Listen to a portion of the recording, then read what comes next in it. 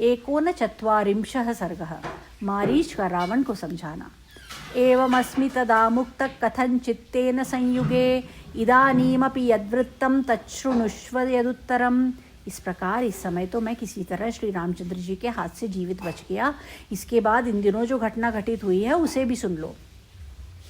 राक्षसाभ्यामहं द्वाभ्यामनिर्विण्णस्तथा कृतः सहितो मृगरूपाभ्याम प्रविष्टो दंडकावने। श्री राम ने मेरी वैसी दुर्दशा कर दी थी तो भी मैं उनके विरोध से बाज नहीं आया। एक दिन मृग रूपधारी 2 राक्षसों के साथ मैं भी मृग का ही रूप धारण करके दंडक वन में गया। दीप्त जिह्वो महादंष्ट्रस् तीक्ष्ण श्रृंगो महाबलः व्यचरन् दंडकारण्यम मांसभक्षो महामृगः। मैं महान बलशाली तो था ही, मेरी जीभ आग के समान उद्दीप्त हो रही थी, दाढ़ें भी बहुत बड़ी थीं, सींग तीखे थे और मैं महान मृग के रूप में मांस खाता हुआ दंडकारण्य में विचरने लगा। अग्निहोत्रेषु तीर्थेषु चैत्यवृक्षेषु रावण अत्यंत घोरो व्यचरन् तापसांस्तान् प्रदर्शयन्। रावण, मैं अत्यंत भयंकर रूप धारण किए अग्निशालाओं में, जलाशयों के घाटों पर तथा देव वृक्षों के नीचे बैठे हुए तपस्वी जनों को तिरस्कृत करता हुआ सबोर विचरण करने लगा। निहत्य दंडकारण्ये तापसान् धर्मचारिणः रुधिराणि पिबंस्तेषां तन्मांसानि च भक्षयन्। दंडकारण्य के भीतर धर्मानुष्ठान में लगे हुए तापसों को मारकर उनका रक्त पीना और मांस खाना, यही मेरा काम था। ऋषिमांसाशनक्रूरस्त्रासयन् वनगोचरान् तदा रुधिरमत्तोऽहं व्यचरं दंडकावनम्। मेरा स्वभाव तो क्रूर था ही, मैं ऋषियों के मांस खाता और वन में विचरने वाले प्राणियों को डराता हुआ रक्तपान करके मतवाला हो दंडक वन में घूमने लगा। तदाहं दंडकारण्ये विचरन् धर्मदूषकः आसादयं तदा रामं तापसं धर्ममाश्रितं वैदेहीं च महाभागां लक्ष्मणं च महारथं तापसं नियताहारं सर्वभूतहिते रतम्। इस प्रकार उस समय दंडकारण्य में विचरता हुआ धर्म को कलंकित करने वाला मैं मारीच, तापस धर्म का आश्रय लेने वाले श्री राम, विदेह नंदिनी महाभागा सीता तथा मिताहारी तपस्वी के रूप में समस्त प्राणियों के हित में तत्पर रहने वाले महारथी लक्ष्मण के पास जा पहुंचा। सोहम वनगतं रामं परिभूय महाबलं तापसोऽयमिति ज्ञात्वा पूर्ववैरमनुस्मरन् अभ्यद्धावं सुसंक्रुद्धस्तीक्ष्णशृङ्गो मृगाकृतिः जिघांसुरकृतप्रज्ञस्तं प्रहारमनुस्मरन्। वन में आए हुए महाबली श्री राम को यह एक तपस्वी है ऐसा जानकर उनकी अवहेलना करके मैं आगे बढ़ा और पहले के वैर का बार बार स्मरण करके अत्यंत कुपित हो उनकी ओर दौड़ा। उस समय मेरी आकृति मृग के ही समान थी, मेरे सींग बड़े तीखे थे। उनके पहले के प्रहार को याद करके मैं उन्हें मार डालना चाहता था। मेरी बुद्धि शुद्ध न होने के कारण मैं उनकी शक्ति और प्रभाव को भूल सा गया था। तेन त्यक्तास्त्रयो बाणाशिता शत्रुनिबर्हणाः विकृष्य सुमहच्चापं सुपर्णानिलतुल्यगाः। हम तीनों को आते देख श्री राम ने अपने विशाल धनुष को खींचकर 3 पैने बाण छोड़े जो गरुड़ और वायु के समान शीघ्रगामी तथा शत्रु के प्राण लेने वाले थे। ते बाणा वज्र संकाशा सुघोरा रक्तभोजनाः आजग्मुस्सहिता सर्वे त्रयः पर्वणः। झुकी हुई गांठ वाले वे सब तीनों बाण जो वज्र के समान दुस्सह, अत्यंत भयंकर तथा रक्त पीने वाले थे, एक साथ ही हमारी ओर आए। पराक्रमज्ञो रामस्य शठो दृष्टभयपुरा समुत्क्रांतस्ततो मुक्तस्तावुभौ राक्षसौ हतौ। मैं तो श्री राम के पराक्रम को जानता था और पहले एक बार उनके भय का सामना कर चुका था, इसलिए शठतापूर्वक उछलकर भाग निकला। भाग जाने से मैं तो बच गया किंतु वे मेरे दोनों साथी राक्षस मारे गए।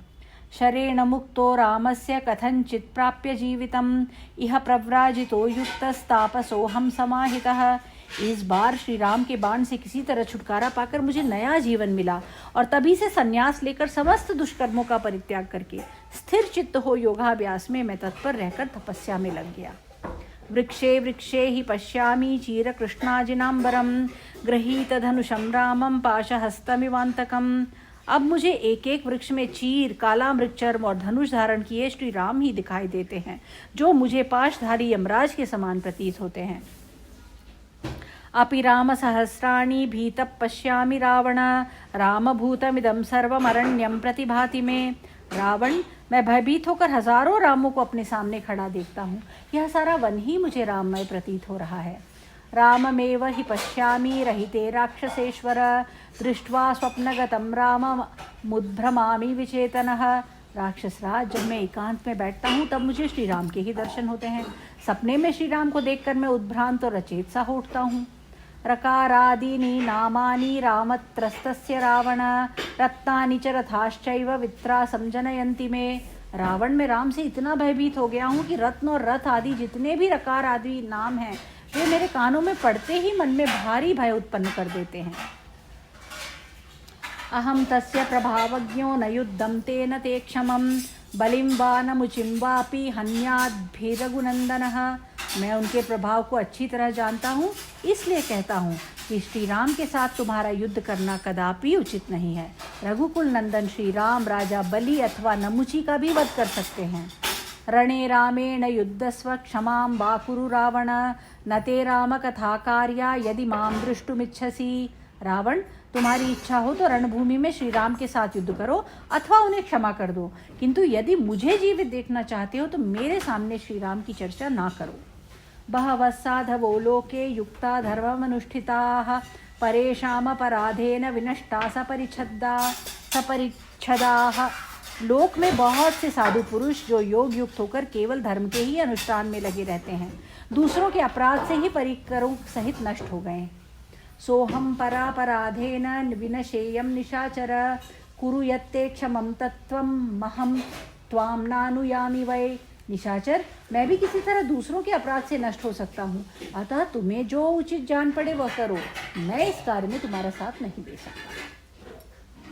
रामश्च हि महातेजा महासत्वो महाबलः अपि राक्षसलोकस्य भवेदन्तकरोऽपिह। क्योंकि श्री रामचंद्र जी बड़े तेजस्वी, महान, आत्मबल से संपन्न तथा अधिक बलशाली हैं, वे समस्त राक्षस जगत का भी संहार कर सकते हैं। यदि शूर्पणखा हेतोर्जनस्थानगतखरः अतिवृत्तो हतः पूर्वं रामेणाक्लिष्टकर्मणा अत्र ब्रूहि यथा तत्त्वं को रामस्य व्यतिक्रमः। यदि शूर्पणखा का बदला लेने के लिए जनस्थान निवासी खर पहले श्री राम पर चढ़ाई करने के लिए गया और अनायास ही महान कर्म करने वाले श्री राम के हाथ से मारा गया, तो तुम ही ठीक ठीक बताओ, इसमें श्री राम का क्या अपराध है। इदं वचो बंधुहितार्थिना मया यथोच्यमानं यदि नाभिपत्यसे सबान्धवत्स्यक्षसि जीवितं रणे हतोद्य रामेण शरैरजिह्वगैः। तुम मेरे बंधु हो, मैं तुम्हारा हित करने की इच्छा से ही ये बातें कह रहा हूँ। यदि नहीं मानोगे तो युद्ध में आज राम के सीधे जाने वाले बाणों द्वारा घायल होकर तुम्हें बंधु बांधवों सहित प्राणों का त्याग करना पड़ेगा।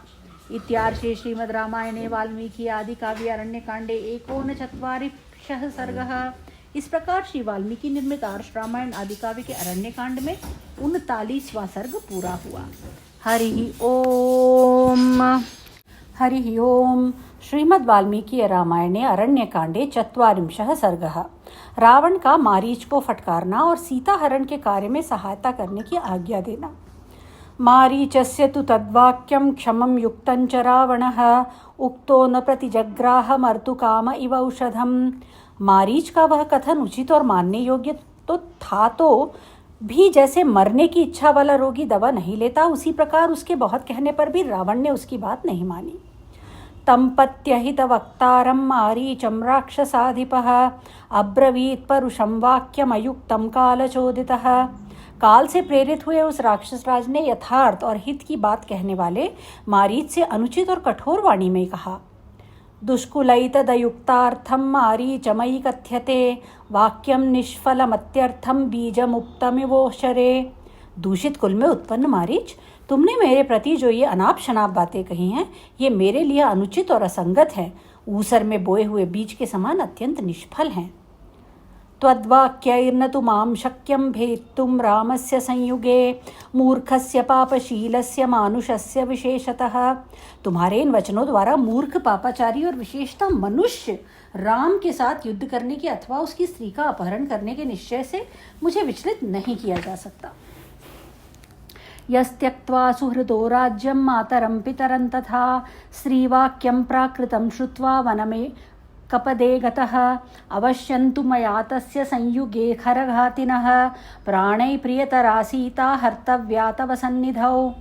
एक स्त्री कैकेयी के मूर्खता पूर्ण वचन सुनकर जो राज्य, पितृ, माता और पिता को छोड़कर सहसा जंगल में चला आया है तथा जिसने युद्ध में खर का वध किया है, उस रामचंद्र की प्राणों से भी प्यारी भार्या सीता का मैं तुम्हारे निकट ही अवश्य हरण करूंगा। एवं मे निश्चिता बुद्धिर्हृदि मारीच विद्यते न व्यावर्तयितुं शक्या सैन्द्रैरपि सुरासुरैः। मारीच, ऐसा मेरे हृदय का निश्चित विचार है, इसे इंद्र आदि देवता और सारे असुर मिलकर भी बदल नहीं सकते। दोषं गुणं वा संपृष्टस्त्वमेवं पक्तुमर्हसि अपायं वा उपायं वा कार्यस्यास्य विनिश्चये। यदि इस कार्य का निर्णय करने के लिए तुमसे पूछा जाता इसमें क्या दोष है, क्या गुण है, इसकी सिद्धि में कौन सा विघ्न है अथवा इस कार्य को सिद्ध करने का कौन सा उपाय है, तो तुम्हें ऐसी बातें कहनी चाहिए थी। संपृष्टेन तु वक्तव्यं सचिवेन विपश्चिता उद्यतांजलिना राज्ञो य इच्छेद भूतिमात्मनः। जो अपना कल्याण चाहता हो उस बुद्धिमान मंत्री को उचित है कि वह राजा से उसके पूछने पर ही अपना अभिप्राय प्रकट करे, और वह भी हाथ जोड़कर नम्रता के साथ। वाक्यमप्रतिकूलं तु मृदुपूर्वं शुभं हितम् उपचारेण वक्तव्यो युक्तं च वसुधाधिपः। राजा के सामने ऐसी बात कहनी चाहिए जो सर्वथा अनुकूल, मधुर, उत्तम, हितकर, आदर से युक्त और उचित हो। सावमर्दन्तु याद्वाक्यम् अथवा हितमुच्यते नाभिनन्देत तद्राजा मानार्थी मानवर्जितम्। राजा सम्मान का भूखा होता है, उसकी बात का खंडन करके आक्षेप पूर्ण भाषा में यदि हितकर वचन भी कहा जाए तो उस अपमान पूर्ण वचन का वह कभी अभिनंदन नहीं कर सकता। पंचरूपाणि राजानो धारयन्त्यमितौजसः अग्नेरिन्द्रस्य सोमस्य यमस्य वरुणस्य च औष्ण्यं तथा विक्रमं च सौम्यं दण्डं प्रसन्नतां धारयन्ति महात्मानो राजा नक्षणदाचर। निशाचर, अमित तेजस्वी महामनस्वी राजा अग्नि, इंद्र, सोम, यम और वरुण इन 5 देवताओं के स्वरूप धारण किए रहते हैं, इसलिए वे अपने में इन 5 के गुण, प्रताप, पराक्रम, सौम्य भाव, दंड और प्रसन्नता भी धारण करते हैं। तस्मात् सर्वावस्थासु मान्या पूज्याश्च नित्यदा त्वन्तु धर्मम विज्ञाय केवलं मोहमाश्रितः अभ्यागतं तु दौराम्यात् परुषं वदसीदृशं गुणदोषौ न पृच्छामि क्षेमं चात्मनि राक्षस। अतः सभी अवस्थाओं में सदा राजाओं का सम्मान और पूजन ही करना चाहिए। तुम तो अपने धर्म को ना जानकर केवल मोह के वशीभूत हो रहे हो। मैं तुम्हारा अभ्यागत अतिथि हूँ, तो भी तुम दुष्टतावश मुझसे ऐसी कठोर बातें कह रहे हो। राक्षस, मैं तुमसे अपने कर्तव्य के गुण दोष नहीं पूछता हूँ और ना ही यह जानना चाहता हूँ कि मेरे लिए क्या उचित है। मयोक्तमपि चैतावत् त्वां प्रत्यमित विक्रम अस्मिंस्तुत्स भवान् कृत्ये साहाय्यं कर्तुमर्हसि। अमित पराक्रमी मारीच, मैंने तो तुमसे इतना ही कहा था कि इस कार्य में तुम्हें मेरी सहायता करनी चाहिए। शृणु तत्कर्म साहाय्ये यत्कार्यं वचनान् मम सौवर्णस्त्वं मृगो भूत्वा चित्रो रजतबिन्दुभिः आश्रमे तस्य रामस्य सीताया प्रमुखे चर प्रलोभयित्वा वैदेहीं यथेष्टं गन्तुमर्हसि। अच्छा, अब तुम्हें सहायता के लिए मेरे कथनानुसार जो कार्य करना है उसे सुनो। तुम सुवर्णमय चर्म से युक्त चितकबरे रंग के मृग हो जाओ। तुम्हारे सारे अंग में चांदी की सी सफेद बूंदें रहनी चाहिए। ऐसा रूप धारण करके तुम राम के आश्रम में सीता के सामने विचरो। एक बार विदेह कुमारी को लुभाकर जहां तुम्हारी इच्छा हो उधर ही चले जाओ। त्वां हि मायामयं दृष्ट्वा कांचनं जात विस्मया आनयनमिति क्षिप्रं रामं वक्ष्यति मैथिली। तुम मायामय कांचन मृग को देखकर मिथिलेश कुमारी सीता को बड़ा आश्चर्य होगा। वह शीघ्र ही राम से कहेगी कि आप इसे पकड़ लाइए। अपक्रांते च काकुत्स्ते दूरं गप्वाप्युदाहर हासीते लक्ष्मणे इत्येवं रामवाक्यानुरूपकम्। जब राम तुम्हें पकड़ने के लिए आश्रम से दूर चले जाएं, तो तुम भी दूर पर जाकर श्री राम की बोली के अनुरूप ही ठीक उन्हीं के स्वर में हा सीते, हा लक्ष्मण कहकर पुकारना। तच्छ्रुत्वा राम पदवीं सीतया च प्रचोदितः अनुगच्छति संभ्रांतं सौमित्रिरपि सौहृदात्। तुम्हारी उस पुकार को सुनकर सीता की प्रेरणा से सुमित्रा कुमार लक्ष्मण भी स्नेहवश घबराए हुए अपने भाई के ही मार्ग का अनुसरण करेंगे। अपक्रांते च काकुत्स्ते लक्ष्मणे च यथा सुखम आहरिष्यामि वैदेहीं सहस्राक्षश्चीमिव। इस प्रकार राम और लक्ष्मण दोनों के आश्रम से दूर निकल जाने पर मैं सुख पूर्वक सीता को हर लाऊंगा, ठीक उसी तरह जैसे इंद्र शची को हर लाए थे।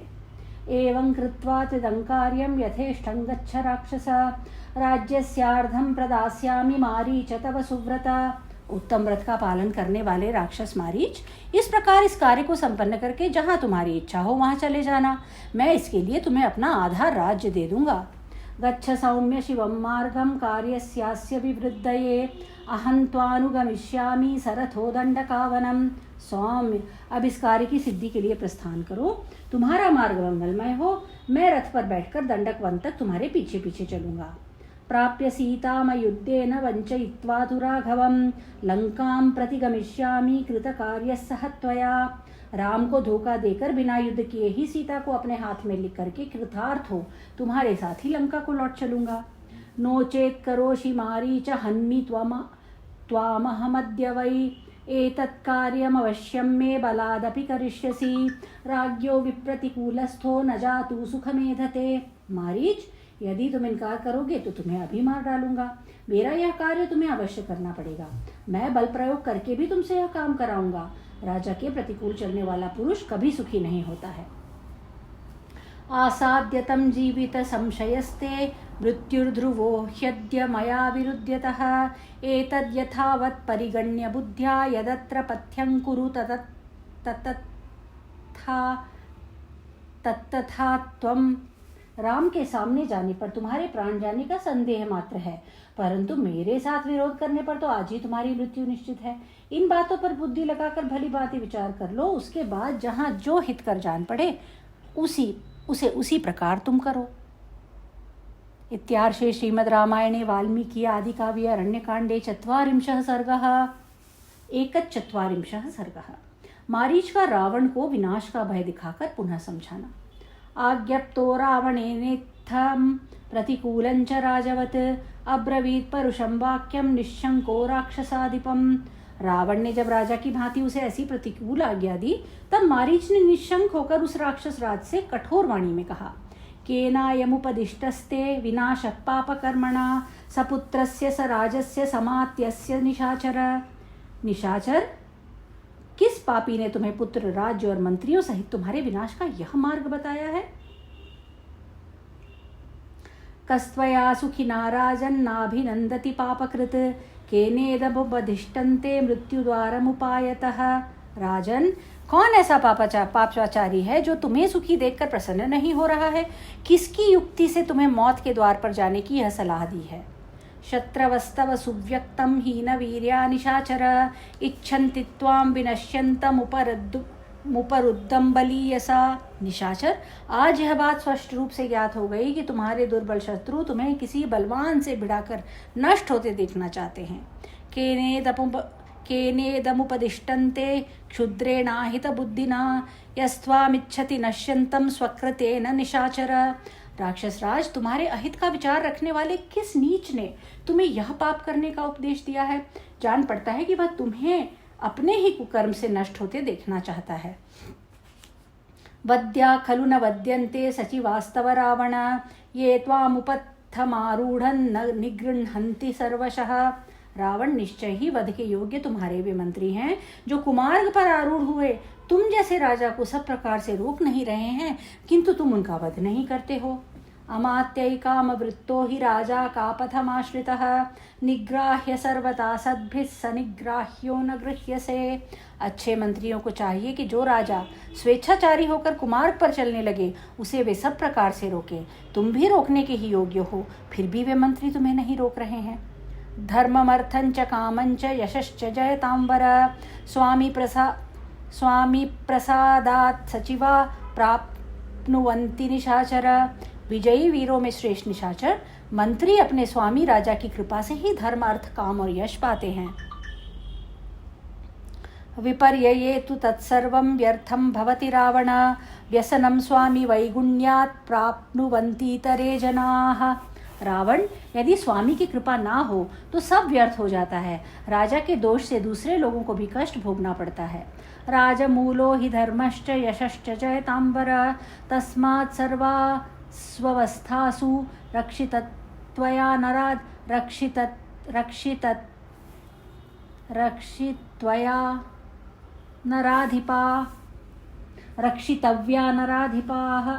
विजयीशीलों में श्रेष्ठ राक्षस राज धर्म और यश की प्राप्ति का मूल कारण राजा ही है, अतः सभी अवस्थाओं में राजा की रक्षा करनी चाहिए।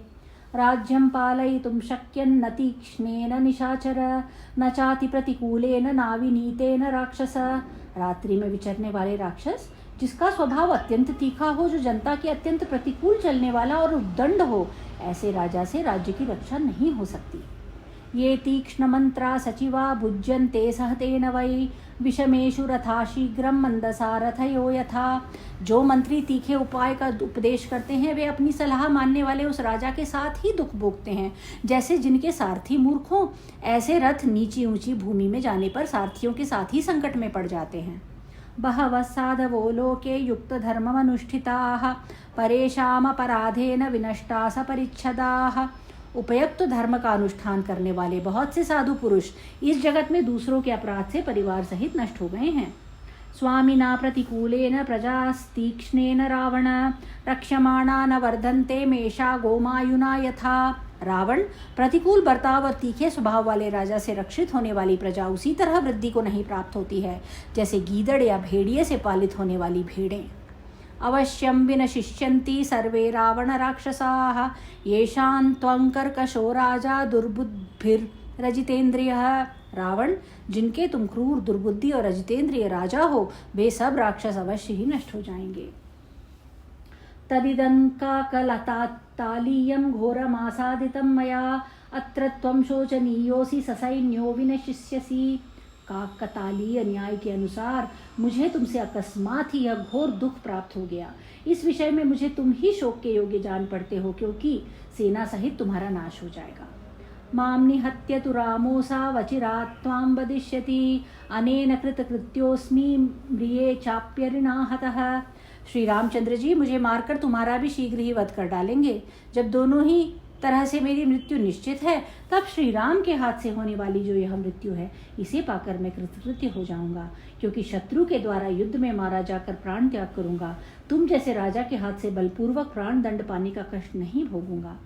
दर्शनादेव रामस्य हतं मामवधारय आत्मानं च हतं विद्भिर्हृत्वा सीतां सबान्धवम्। राजन, यह निश्चित समझो कि श्री राम के सामने जाकर उनकी दृष्टि पड़ते ही मैं मारा जाऊंगा, और यदि तुमने सीता का हरण किया तो तुम अपने को भी बंधु बांधवों सहित मरा हुआ ही मानो।